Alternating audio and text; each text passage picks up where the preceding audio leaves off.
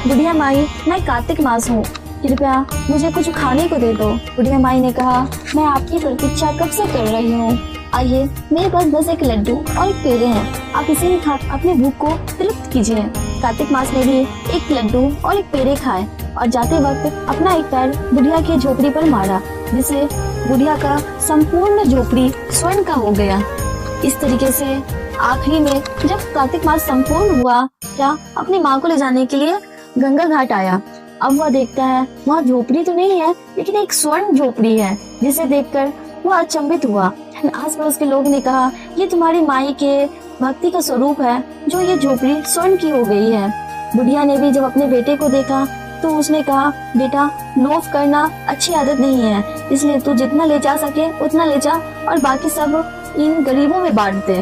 बेटे ने भी माँ की बात मानी और ऐसा ही किया।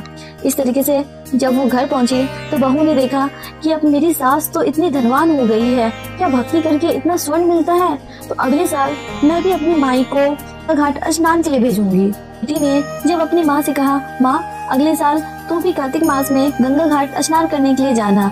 माई ने कहा, हे बेटी, मुझसे तो भूख बर्दाश्त नहीं होती और मुझे बहुत ठंड लगती है, मैं नहीं जाऊंगी। लेकिन बेटी ने बहुत कहकर अपनी माई को अपने पति द्वारा गंगा घाट के किनारे भिजवा दिया। बुढ़िया न नहाती, न स्नान करती, न पूजा पाठ करती, और जो कोई भी आस पड़ोस के लोग उसे उठाने आते, उसे कहती, मुझे बहुत ठंड लगती है, मैं नहीं जाऊंगी।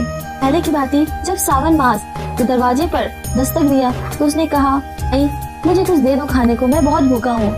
बुढ़िया बोली, जाओ भाई, आगे जाओ, मेरे पास खाने के लिए खुद कुछ नहीं है, मैं तुझे क्या दूंगी। उसने सावन को भूखा ही लौटा दिया। उसने अपना एक पैर बुढ़िया के झोपड़ी पर मारा, जिससे झोपड़ी का एक कोना लुप्त हो गया। भादो भी आया, उसने भी माई से भोजन की गुहार की। माई ने उसे भी भूखा ही लौटा दिया। उसने भी अपना एक पैर झोपड़ी में मारा और वो आधी झोपड़ी लुप्त हो गई।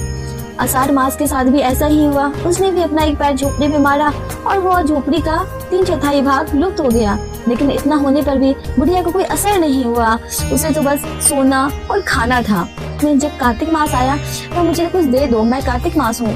तब बुढ़िया ने दरवाजे खोले और कहा, आओ, मैं आपकी प्रतीक्षा कर रही हूँ, आप ये लड्डू और पेड़े खाओ और मुझे बहुत सारा धन देकर जाओ। तब कार्तिक मास ने देखा, ये बुढ़िया तो ना स्नान करती है, ना भक्ति करती है, दिन भर सिर्फ सोती है और खाती है। कार्तिक मास ने कहा, मैं आपको कोई धन नहीं दूंगा।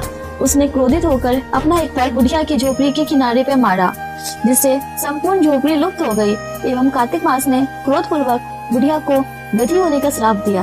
बुढ़िया गधी हो गई तो दामाद जब बुढ़िया को लेने आया तो उसने